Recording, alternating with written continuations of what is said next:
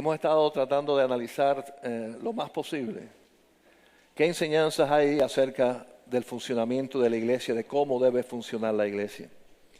Y cuando hablamos de esto, hermanos, no estamos hablando de los ministerios de la iglesia, los departamentos de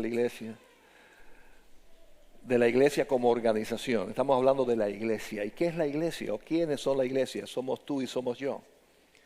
Así que, ¿cómo debemos de funcionar como iglesia, como hijos de Dios? ¿Qué elementos aparecen aquí y aporta el Señor en su palabra, en este capítulo tan tremendo en la carta a los Romanos? Y hemos visto cosas interesantes, importantes, todas ellas. Por ejemplo, vimos que la iglesia está compuesta por personas que tienen un espíritu de una adoración sincera y es un culto racional a Dios, que es nuestros propios cuerpos, nuestras propias vidas entregadas a Dios. Es un sacrificio vivo. Vimos también que el Señor nos hizo como somos con ese propósito, con el propósito de servirle de maneras distintas. Y por eso nos dio a nosotros distintos dones y distintos talentos, para que según como el Señor nos hizo funcionáramos dentro de este cuerpo, que es la iglesia de Cristo, con un propósito unido de marchar adelante en el reino de Dios. Vimos también que hay un elemento fundamental en la obra de la iglesia, en el sentir de la iglesia, en el corazón de la iglesia, que es el fruto del Espíritu. Los cristianos tienen al Espíritu Santo, por consiguiente ese fruto debe manifestarse, y eso es fundamental en una iglesia bíblica. Que las personas puedan ver en nosotros ese fruto del Espíritu Santo. Eso lo vimos en el tercer mensaje. Y hoy vamos a terminar esta serie y vamos a hablar de un elemento que quizás recoge un poco el resto o resumen el resto, que es la integridad de los que forman la iglesia. La integridad, que significa una conexión directa entre lo que decimos ser y lo que somos, según lo que actuamos, según cómo vivimos.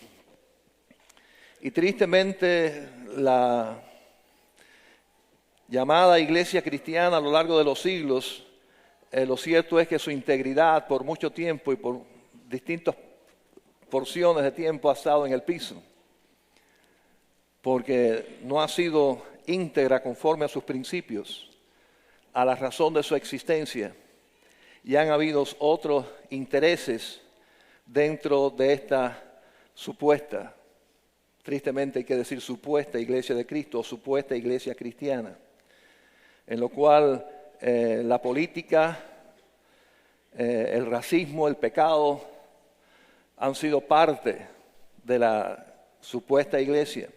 Intereses no los de Cristo ni los del reino, sino intereses políticos y otras cosas han sido lo que ha movido a muchas iglesias por siglos. No para glorificar el nombre de Dios, sino para imponer quizás una cultura sobre otra. Y cosas así a lo largo de la historia han sucedido. Eso es realidad. Pero eso nada tiene que ver con la verdadera iglesia de Cristo, con el mensaje de Cristo, con el ejemplo de Cristo. Por consiguiente, en estos tiempos, nosotros que nos llamamos ser la iglesia de Cristo y los cristianos tenemos que ser celosos en ser íntegros, en realmente ser lo que somos o lo que decimos ser. Y la única forma de que esto sea comprobable, no solamente a los ojos de Dios, sino a los ojos de los hombres, es nuestro comportamiento.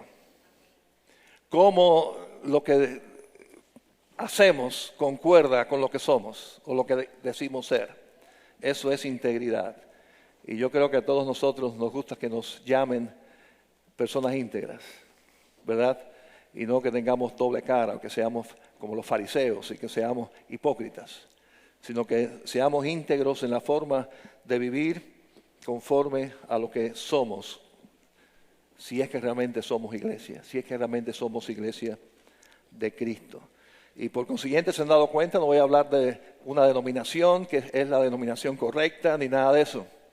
Voy a hablar de la actitud correcta y la posición correcta de los verdaderos cristianos. Y es lo que debe ser, es lo que es la iglesia de Cristo. Vamos a hablar primero en este aspecto de lo que existe en nuestro corazón y vamos a ver Romanos 12, Primero el versículo 14 y después los versículos 17 al 19. En Romanos 12, 14, 17 al 19. Y vamos a ver que la integridad de nuestros sentimientos, quiere decir lo que pasa por dentro de nuestro corazón, es importante a los ojos de Dios porque Él lo está mirando. Bendecid a los que os persiguen. Bendecid y no maldigáis. Versículo 14, el 17. No paguéis a nadie mal por mal. Procurad lo bueno delante de todos los hombres. Si es posible, en cuanto dependa de vosotros, estad en paz con todos los hombres.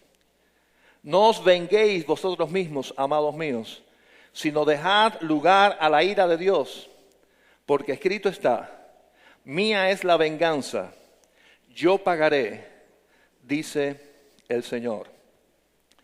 Así que aquí habla de acciones y actitudes que demuestren sentimientos que pueden existir en nuestro corazón hacia otras personas. ¿Cuál es ese sentimiento? ¿Cómo funciona ese sentimiento? ¿Cómo debe funcionar en un cristiano? ¿Cómo debe funcionar en la iglesia de Cristo? Nuestros sentimientos hacia otros. Ahí dice que debemos de bendecir a los que nos persiguen, que no le maldigamos, sino que los bendigamos. Así que aquellos que han actuado mal contra nosotros al punto de que nos lleguen a perseguir, nuestra actitud y nuestra respuesta y nuestros sentimientos son de bendición hacia ellos. Eso demuestra la integridad del cristiano. No cómo es con quien le quiere, sino cómo es con quien no le quiere. Querer a quien te quiere es fácil. Pero amar y hacer cosas por el que te persigue, por el que quiere destruirte, por aquel que quiere hacerte mal, que en tu corazón el sentimiento que exista hacia esa persona nunca sea de rencor y mucho menos deseo de venganza, eso demuestra la integridad de quienes somos. Y eso para los ojos del Señor, hermanos, es tan importante porque ese es el retrato verdadero de quienes somos delante de Dios. Y efectivamente, unos a los otros, nuestras caritas sonrientes, podemos ocultar lo que hay allá adentro.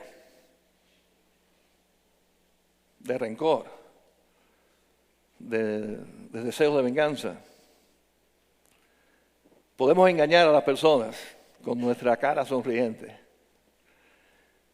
Quizás alguno de nosotros sea experto en eso, ¿verdad? En nunca, no reflejar lo que hay por dentro. Pero ¿sabes qué? A Dios no importa la carita que le pongamos. Él está mirando nuestro corazón, nuestros sentimientos, y la integridad nuestra delante de Él depende de lo que Él pueda ver en nuestro corazón en relación a otros, pero específicamente está hablando de aquí, de aquellos que nos persiguen, de aquellos que no nos quieren, de aquellos que nos maltratan, de aquellos que nos calumnian. Ahí, hermanos, en ese momento es cuando se demuestra que realmente somos integrales, somos íntegros delante de Dios, que realmente somos quienes decimos ser. El texto sigue diciendo: no pagues a nadie mal por mal. Procura lo bueno hacia todos. Hermanos, el interés de Dios no es tanto, vamos a decir que no es tanto, no es que realmente nadie nos hiera. Al Señor no le interesa tanto que no salgamos medio heridos de las situaciones. Al Señor no le interesa tanto cuidarnos para que no suframos mucho. Muchos pensamos: no, Dios no me quiere porque yo estoy sufriendo. Yo no veo en la Biblia que el Señor esté tan interesado en que yo no sufra. El Señor quiere en la Biblia y está interesado en que yo crezca espiritualmente, en que yo sea un hombre y una mujer íntegra conforme a su palabra. Y si para eso tengo que sufrir, bendito sea el Señor. Porque a veces es la única manera que realmente el Señor pueda ver en nosotros qué es lo que hay en nosotros cuando nos aprieten los tornillos, cuando nos traten mal, cuando no nos comprendan, cuando hablen de nosotros, cuando hagan algo, ahí es cuando se muestra nuestra integridad delante de Dios, porque Él está mirando cómo reaccionamos. ¿Qué sentimiento se anida dentro de nosotros? Porque hay algo, hermanos, en esto, yo preparando en esto pensaba, ¿cuál es el mayor deseo de Dios para esta humanidad? ¿Cuál es el mayor deseo? Yo creo que está claro en la palabra que el corazón de Dios, el deseo es que todos sean salvos. Ese es el deseo de Dios. Que todo el mundo fuera perdonado de sus pecados y no vaya a condenación. Esa es la prioridad número uno. Para eso existe la iglesia.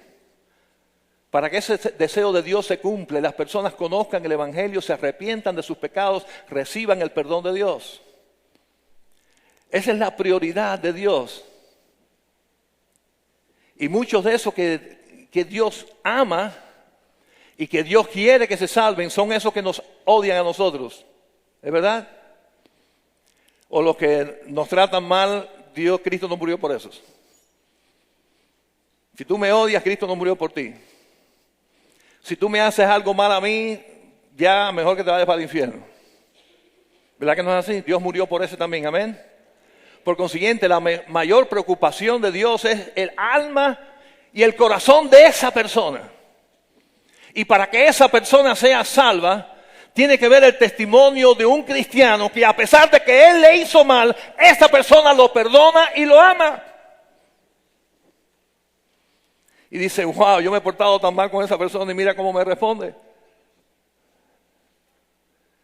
No hay amargura en su corazón, no hay odio en su corazón, pero ¿qué le pasa a este? Y es muy probable que ese sea el testimonio que Dios va a usar para la salvación de esa persona. ¿Sí?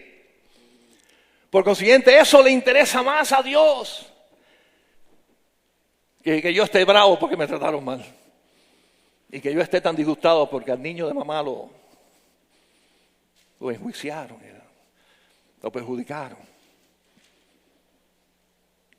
Dios mira eso, esa es la integridad. Dice el texto, sigue diciendo, no os venguéis, no tomes justicia por tu cuenta, no respondas. Han sido violentas contigo, déjale eso a Dios. Han sido injustos contigo, déjale eso a Dios. Tú no eres juez, tú no eres policía. Déjale eso a quien tiene que hacerlo. Sobre todas las cosas, déjale eso al Señor. Descansa en mí. Demuestra que en tu corazón, por encima aún de las heridas que te hagan, está mi amor. Está mi presencia contigo. Eso demuestra la presencia de Dios, porque Dios es amor. Quien no ama no conoce a Dios, porque Dios es amor. Está ahí en 1 de Juan. Quiere decir que eso es importante, es la forma en que somos, en que como debemos ser, es que reaccionamos como debiéramos reaccionar. Cuando actuamos así, quien está reaccionando es el Espíritu que está en nosotros, no la carne que está en nosotros. No el hombre viejo natural que sigue en nosotros, no se murió. Se murió espiritualmente, pero ese sigue ahí mortificando y la carne sigue ahí mortificando. Cuando nos hieran, cuando nos calumnien, cuando algo pase contra nosotros, cuando nos hagan daño, cuando nos persigan, dice la palabra, perdonemos. No seamos jueces, dejémosles eso a Dios.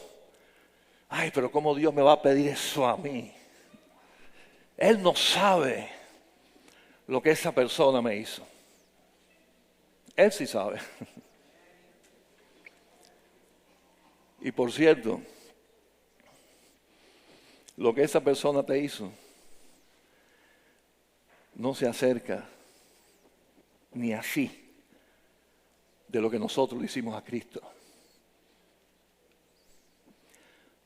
Nosotros, yo no tengo nada que ver con eso. Sí tienes que ver con eso porque tú eres pecador y Él murió por nuestros pecados. Así que fue por los pecados tuyos y por los pecados míos que Cristo en esa cruz fue crucificado. y que el Padre envió a su único Hijo y que fue abandonado en la cruz. Todo eso lo sufrió Cristo por ti y por mí. Así que no me digas que Dios no sabe lo que es sufrir. Que lo que nos está pidiendo de este perdón y que de no juzgar y de que no vengarnos es algo que Él no entiende. Él sí entiende. Y lo cierto es que es verdad. Hay una cosa que es cierta, no nos nace. Es verdad. No me digas a mí me nace perdonar. A mí me dan por una cara y yo me nace poner la otra. No me digas eso. Me dan en un pie y digo, ay, qué bueno que me diste. No nos nace porque no está en nuestra sangre. Nuestra reacción natural es darle, me dieron y le doy. ¿Sí o no? Nadie tiene que enseñarnos eso. Eso está en nuestra naturaleza. Y Dios me está diciendo en la integridad que yo espero de ti como hijo mío es que no reacciones conforme a tu carne, sino que reacciones conforme a mi espíritu que está en ti. Yo sé que tú no puedes, pero mi espíritu sí puede.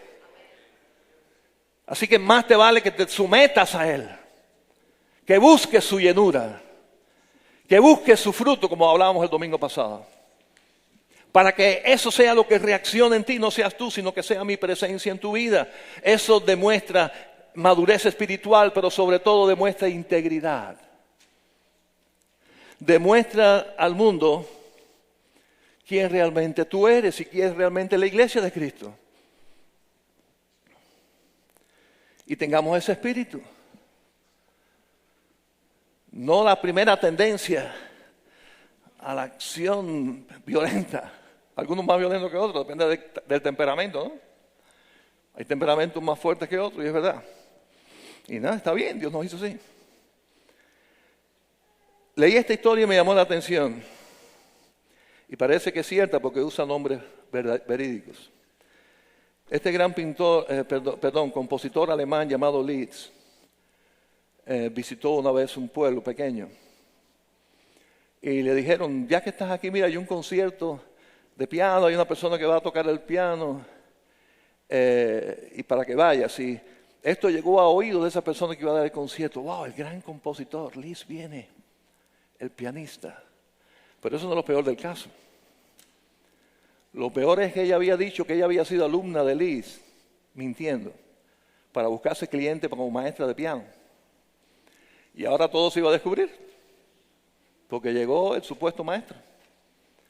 Y ella no sabía qué hacer cuando se enteró de eso. Y dice la anécdota que fue a la casa, pidió permiso, fue y lo visitó. Y le dijo, mire, tengo que confesarle algo. Ha pasado algo terrible, yo he hecho algo imperdonable. Yo he estado diciendo que usted es mi maestro. Usted se va a dar cuenta que, a lo mejor ya se dio cuenta, ya se lo dijeron. Vamos a casa de una alumna suya, alumna mía. Y así que no sé qué hacer, yo le pido disculpas, ya está hecho. Y este hombre dice que le dice, a ver, toca el piano ahí. Tocó el piano.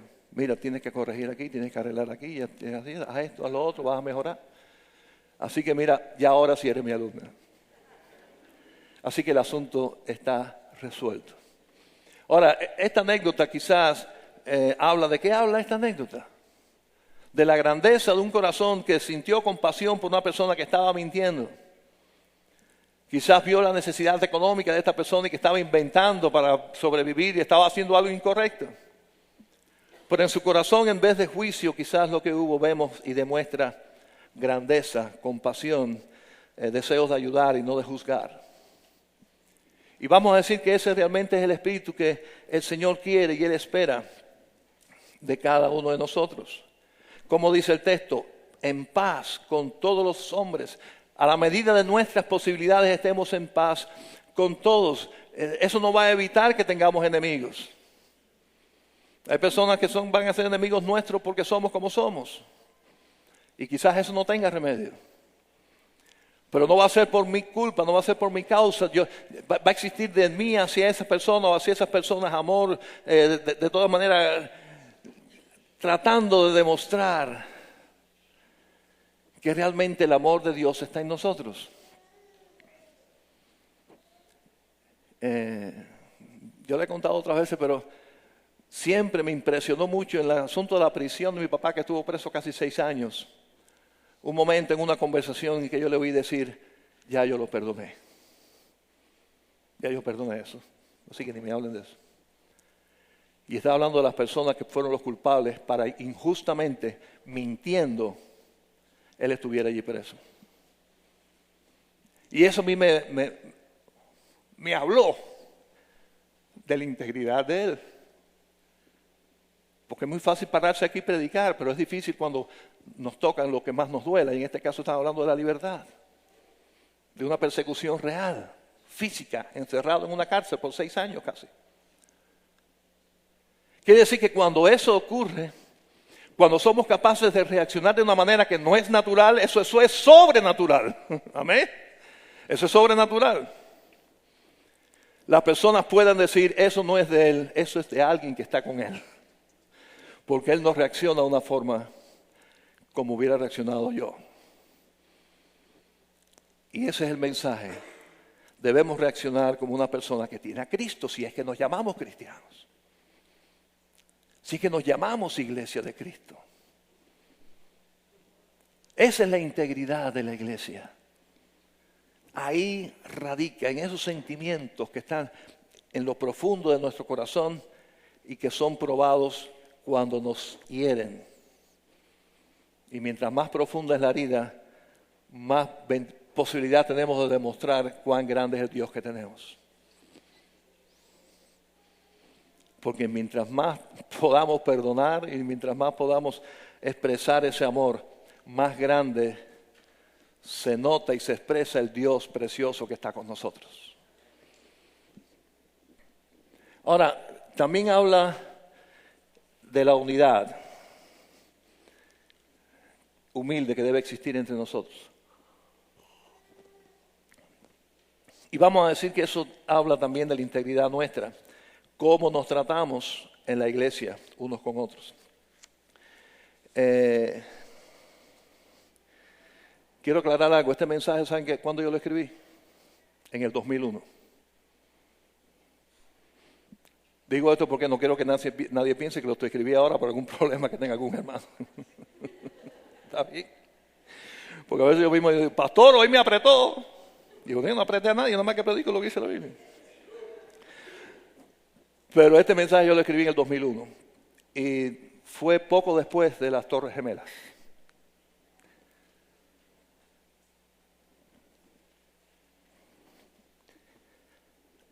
Y quise hacerlo en aquel momento por la necesidad de no odiar, a pesar de lo que otros nos puedan hacer a nosotros, como personas, como familia y como país, en este caso. Ahora, ¿cómo es la integridad entre nosotros? ¿Cómo demuestra que somos íntegros en el trato nuestro? Y vamos a ver ahí los versículos 15 al 16. Gozaos con los que se gozan, llorad con los que lloran. Unánimes entre vosotros, no altivos, sino asociándoos con los humildes. No seáis sabios en vuestra propia opinión. Aquí que está hablando de una unidad a partir de compartir el gozo y el dolor. Los buenos momentos y los malos momentos. Y eso, hermanos, refleja lo que realmente nos decimos o nos llamamos. Una de las palabras que yo creo que entre nosotros muchas veces es hipócrita, es llamarnos hermanos, cuando no nos tratemos como hermanos. Y yo creo que es una de las peores cosas que alguien que llegue a esta o cualquier otra iglesia, que más daño puede hacer.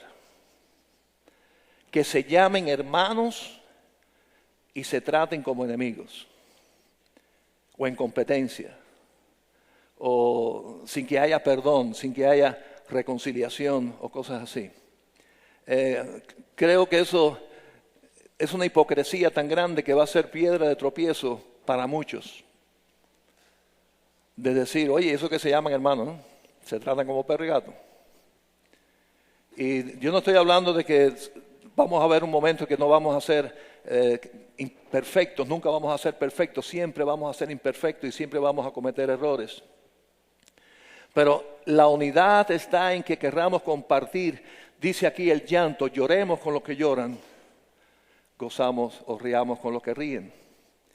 Y eso demuestra realmente esa unidad de compartir sentimientos. Si es mi hermano y está llorando ahí, yo voy a estar llorando con él. Si él está alegre, yo no voy a envidiar su alegría. Voy a compartir su alegría. Y es una relación humilde que nos une, fíjense, problemas o alegría, no nacionalidad, no raza, no cultura, no posición económica. No es eso lo que nos une al hermano, lo que nos atrae al hermano, sino que esté sufriendo o que esté en alegría. ¿Ven el punto? Quiere decir que es la unidad de buscar estar juntos para animarnos unos con otros, para compartir un sentimiento unos con otros. Y eso es la unidad que demuestra la integridad. De que realmente eso de que me llamo hermano no es pura palabra, sino es que es realmente de corazón. Por consiguiente, si mi hermano sufre, yo sufro. Y si mi hermano llora, yo lloro. Su problema es mi problema. Y eso demuestra, y esa actitud y ese deseo de quererlo hacer, no es algo que es del pastor, aunque el pastor debe hacerlo también, pero no es del pastor, es de todos, es la iglesia. No se trata de cuando yo lloro buscando quién llora conmigo. Es buscando ver quién llora para yo llorar con él. ¿Se ve la diferencia? No es buscando cuando estoy solo a ver quién me acompaña, es buscando a ver quién está solo para yo acompañarlo. Esa es la expresión sincera que demuestra lo que hay en el corazón nuestro. El querer realmente ser integral con lo que creo y vivirlo y hacerlo y ponerlo en práctica. Y no esperar a mañana, sino hacerlo y compartirlo. De corazón, sinceramente. Muchas veces de que yo no sé qué decir, no digas nada más que estate con él. Muchas veces hablar demasiado no es bueno. O a veces lo que vamos a decir es mejor no decirlo, con la mejor intención que tengamos. Pero acompañar, estar allí, compartir el momento, sea triste o sea alegre, eso demuestra quiénes soy con una acción. Vamos a ver unas palabras de Cristo saliendo un poco del contexto ahí de Romanos en Mateo 20, 25 al 28, rapidito. Entonces Jesús llamándolos dijo: sabéis que los gobernantes de las naciones se enseñorean de ellas y los que son grandes ejercen sobre ellas potestad. Mas entre vosotros no será así, sino que el que quiere hacerse grande entre vosotros será vuestro servidor, y el que quiera ser el primero entre vosotros será vuestro siervo. Como el Hijo del Hombre no vino para ser servido, sino para servir y para dar su vida en rescate por muchos. Así que el más grande de todos los hombres que haya jamás existido, porque es el único hombre que es Dios, es Cristo Jesús. Y Él lavó a sus pies a sus discípulos. Él fue la persona humilde que vino a servir, no a que le sirvieran. Y Él está dando aquí este ejemplo de que así, ese es el comportamiento que yo espero de ustedes. Señor, pero es que eso está fuerte, porque tú eres Dios, pero yo no. Tú tienes ese corazón, tú eres perfecto, yo no soy perfecto. Y Dios lo sabe, y Dios sabe, por eso nos comprende y nos perdona cuando cometemos errores que todos cometemos. Aquí no hay nadie perfecto. Y en este tema menos todavía. Aquí sí no, así yo creo que podemos decir como Cristo, que esté libre de culpa, que tire la primera piedra. Porque todos quizás hemos pecado de esto, todos, incluyéndome. Pero esa integridad de decir, no eres lo más importante, eres grande cuando eres siervo. Hermano, eso va tan en contra de nuestra sociedad. A nadie se le va a ocurrir jamás decir, ven a este lugar, vas a ser feliz, vas a ser criado de los demás. Entonces, no, yo no voy. Más bien dice, ven para acá que va a tener mucha gente sirviéndote. Y te traen la comida a la mesa y te traen esto. Y ahí voy yo, que me atiendan como un rey. Eso somos nosotros, eso es natural, ¿verdad? Pero te digo un lugar, ven para acá que aquí tú no eres nadie. Mientras menos seas, mejor. Ven para acá que vas a estar lavando de los pies a la gente. ¿Qué es eso? Sirviendo a los demás.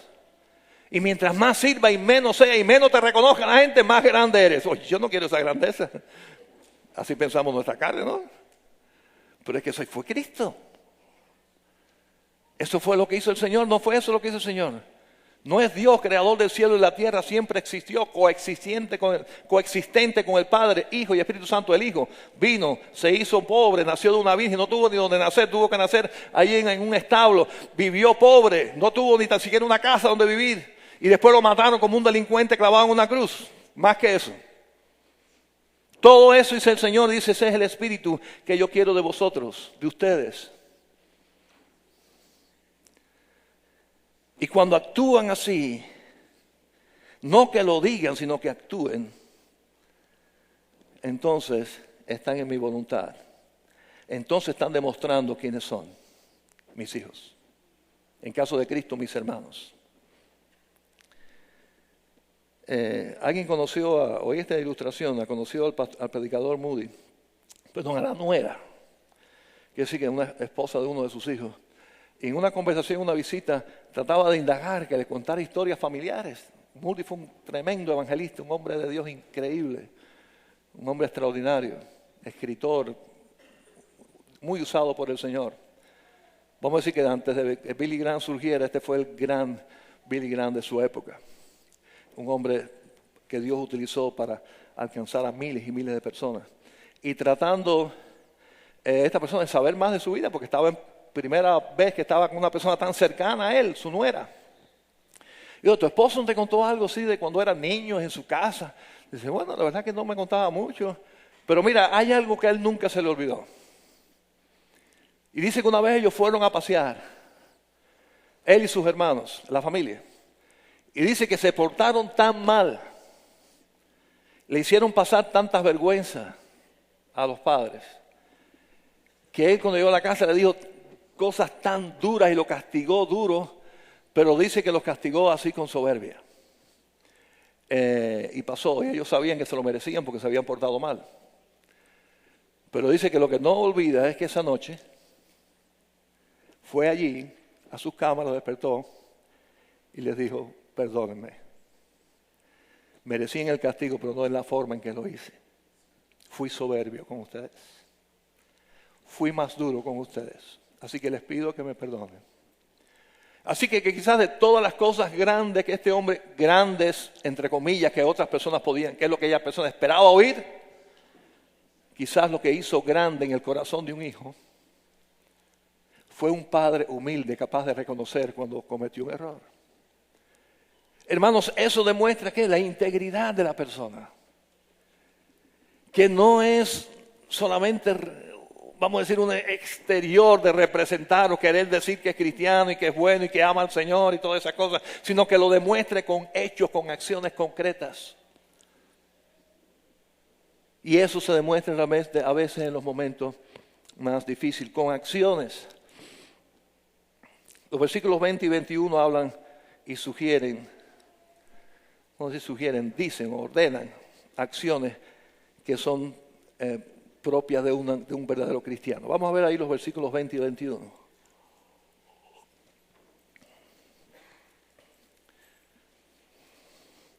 Así que, si tu enemigo tuviere hambre, dale de comer. Si tuviere sed, dale de beber. Pues haciendo esto, ascuas de fuego amontonarás sobre su cabeza. Claro, no está diciendo que lo hagas para amontonarle ascuas de fuego. Eso no debe ser la motivación, ¿no? Te voy a hacer bien para que Dios te prenda el... No, voy a hacerte bien de corazón, aunque la verdad es que Dios, dice el Señor, Dios mío, es la venganza. No tomes tu justicia, déjamela a mí. No seas vencido de lo bueno. Y este texto es, hermano, anoten esto en algún lugar. Cartelito. No seas vencido de lo malo, sino vence con el bien el mal. El mal hay que vencerlo, pero no haciendo otro mal, sino haciendo siempre el bien. Y aquí está hablamos primero de sentimientos, de que no existan sentimientos de odio, de rencor o de amargura contra la gente que me hizo mal. Pero aquí en esta parte del texto va un poquito más allá, ¿sí o no? Ya no está hablando de lo que tú sientes. Está hablando de que tomes acción, de que hagas algo por esa persona. Ahora sí, Dios, tú me estás pidiendo mucho ya. Yo lo perdono, pero no me pide que haga nada por él. Que se embarque, que se vaya solo por ahí. No está hablando, haz algo. Haz algo, una acción de bien. Porque haciendo el bien es que tú vas a vencer el mal. Ahora, ¿cómo tú vas a vencer al mal de una persona? O el mal en una persona. No va a ser venciendo a esa persona. Va a ser haciendo que esa persona cambie y deje de ser mala. Y deje de hacer el mal para hacer el bien. ¿Entiendes lo que estoy diciendo? Pues yo mismo ni me entiendo. Tú no ganando a la persona y poniéndole el pie arriba y humillándola, tú me pagaste por atrapado y a ti. Tú estás ganando, le estás ganando a alguien que hizo el mal, pero no estás ganando el mal. No le estás ganando al mal porque tú estás obrando igual que ella estaba actuando contigo. Ahora, cuando tú perdonas y cuando no dejes un sentimiento de rencor y al contrario lo ayudas y lo levantas y haces algo por esa persona, cabe la gran posibilidad y la gran bendición de que el mal sea vencido.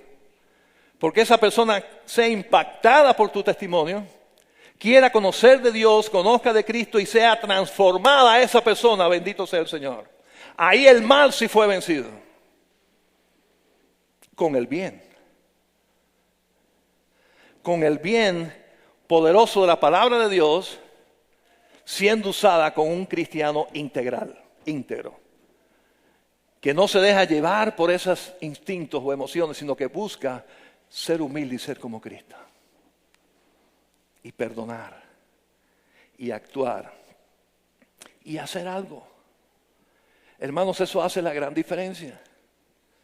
Vi esta ilustración, dice que un maestro de escuela dominical salió en su pueblo tratando de buscar niños que fueran a su clase de niños. Y había un niño ahí, oye, vamos, y lo está tratando de animar. Mira, vamos a hacer historias bíblicas. A mí no me interesa la historia. Pero mira, vamos a hacer unos trabajitos manuales lindísimos. A mí no me interesan los trabajitos manuales.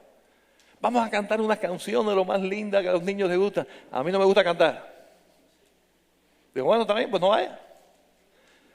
Y ya se va a decir, espera un momentico, maestro, ¿usted va a estar ahí? Sí, yo soy maestro. Ah, entonces yo sí quiero ir. Qué satisfacción, ¿verdad? Usted se imagina que diga, ¿qué iglesia tú vas? A la primera de Atlanta, voy a buscar otra. ¿Tú vas ahí? Yo voy a buscar otra.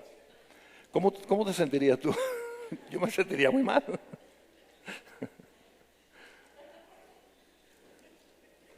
Porque mal testimonio, no hemos actuado íntegramente como cristianos, no hemos demostrado amor, no hemos demostrado perdón, no hemos sido capaces de no ser como la carne quiere ser, sino no somos capaces de mostrar ese fruto del Espíritu para otras personas, esa paciencia, ese amor, esa benignidad, esa bondad, que nos hemos ganado el que las personas quieran adorar al Señor donde yo lo hago, que quieran acompañarme, que quieran estar conmigo, no ser piedra de tropiezo, sino todo lo contrario.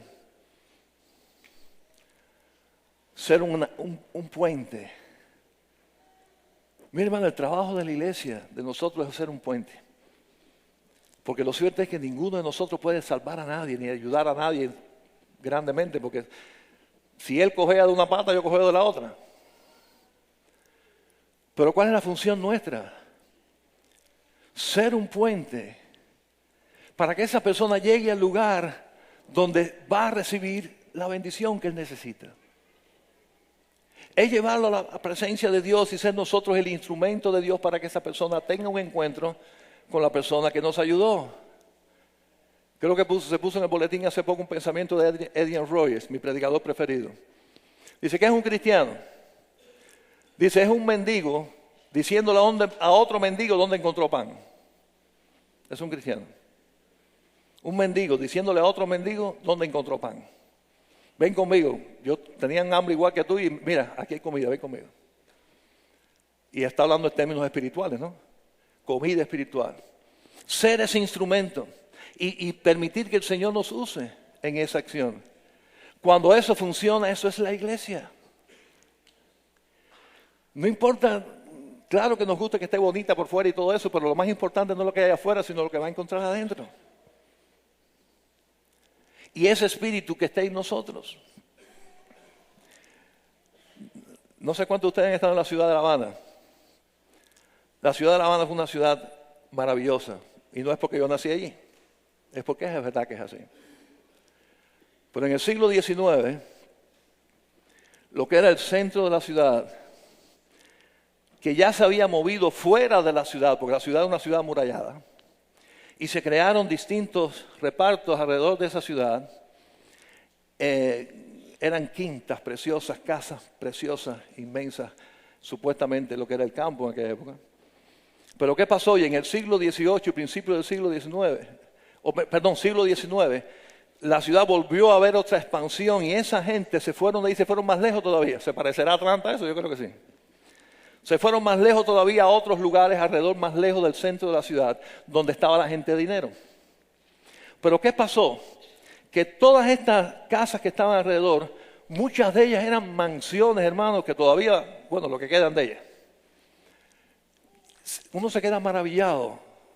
Lugares como El Cerro, lugares como Centro Habana, lugares así que tú ves por fuera y dices, wow, una mansión. Tú ves las escaleras de mármol, madera buena, todas esas cosas, eso es por fuera. Pero ¿qué pasa cuando tú entras? Estoy hablando de antes, ¿sí? Tú entras adentro. Que aquello es un lugar que le llaman cuarterías.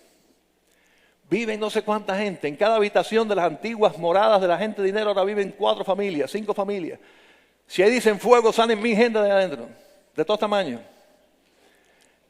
Y tendederas por donde quiera y luces por donde quiera. Y tú ves por fuera y dices, wow, tremenda mansión. Y cuando entras adentro, ¿qué es esto? La iglesia no debe ser así jamás. Lo que decimos que somos debe ser lo que somos. Si hablamos del evangelio de amor de Jesucristo, debe encontrarse el amor de Jesucristo.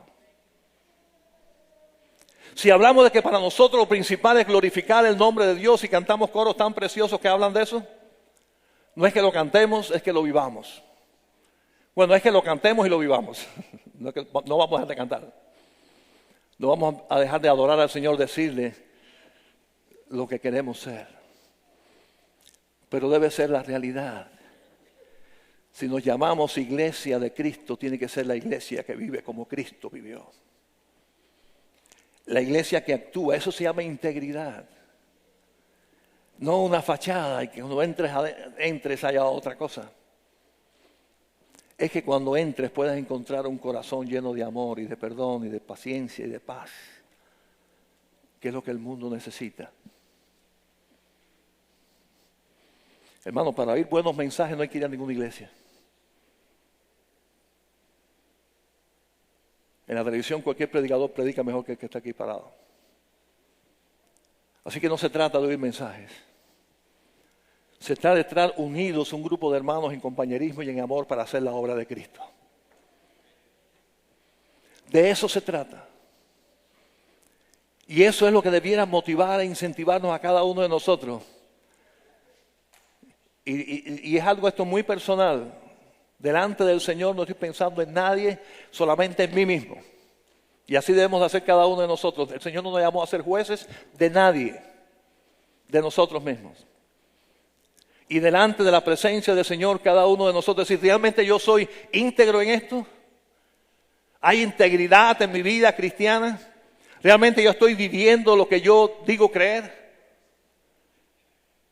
¿Realmente mi vida responde al evangelio que yo digo seguir?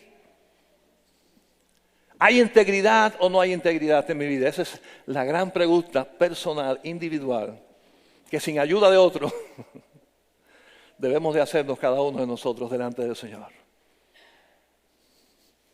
Amén. Vamos a orar.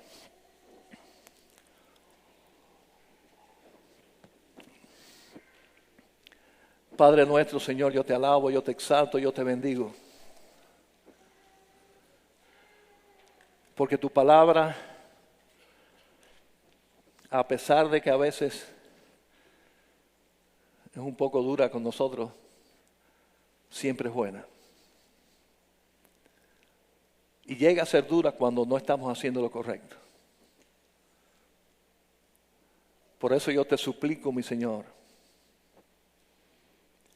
que en este día cada uno de nosotros, mirando esto y otros más textos de la palabra que hablan de comportamiento de tus hijos, nos motive de una manera poderosa a nosotros reaccionar y ser íntegros delante de ti. Y realmente vivir este evangelio. Porque lo cierto es que cuando hagamos eso, cuando hacemos eso, hay paz. Hay paz en nuestro corazón, hay bendición, somos instrumentos poderosos tuyos, personas son impactadas, vidas son transformadas, la iglesia crece con personas salvas, nuevas, y todo eso ocurre cuando hay una iglesia comprometida que vive integralmente tu mensaje, tu evangelio. Así que, Señor, yo te suplico que tú nos ayudes a hacerlo, a hacer así, ser cada uno de nosotros lo que tú quieres que hagamos. Danos, Señor, ese espíritu. Ayúdanos, Señor, a juzgarnos a nosotros mismos, probarnos a nosotros mismos con esta palabra tuya. No para deprimirnos y para sentirnos mal y para tener complejo de culpa. Esa no es la motivación por la cual tú nos hablas así, sino para que nos motivemos a depender de ti más, a dejar que tu Santo Espíritu tome cada vez más control de nuestras vidas, ser entonces más espirituales, más fervientes, más como tú, Señor. Reconocemos nuestra debilidad para por nosotros mismos hacer esto. Pero si nos ponemos en tus manos humildemente, tú sí lo puedes hacer en nosotros y con nosotros, porque tú eres poderoso. Fuiste poderoso para salvarnos un día y perdonarnos, y sigues siendo poderoso para transformarnos cada vez más. Porque ninguno de nosotros quizás esté 100% haciendo lo que debamos. Así que ayúdanos, Señor, en esta dirección. Motívanos, muévenos. Si hay algún problema entre nosotros, si hay algún problema en mi vida, algún sufrimiento, alguna situación difícil, usa eso, Señor, como herramienta para yo buscarte más. Para yo depender más de ti. Ayúdanos, Señor. Porque eso es lo que tú quieres, porque eso es lo que este mundo perdido necesita. Una iglesia que viva tu evangelio, una iglesia íntegra. Te lo pedimos en Cristo Jesús. Amén.